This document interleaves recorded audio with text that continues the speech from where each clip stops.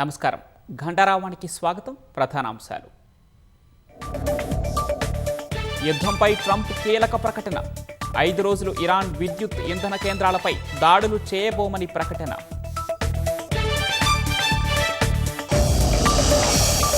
Trump ప్రకటనపై స్పందించిన Iran తమ హెచ్చరికలకు America దిగి వచ్చిందని వ్యాఖ్య.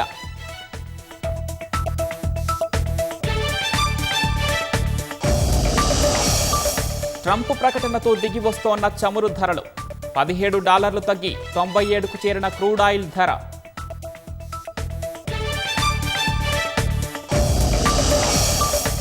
ఏప్రిల్ నాటికి మెట్రోను స్వాధీనం చేసుకుంటామన్న సీఎం. కేంద్రం కూడా సహకరిస్తోందని మండలిలో ప్రకటన.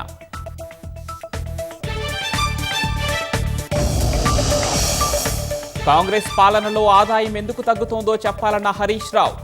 10 ఏళ్లలో రాష్ట్రాన్ని బీఆర్ఎస్ అప్పుల కుప్పగా మార్చిందని కాంగ్రెస్ విమర్శ.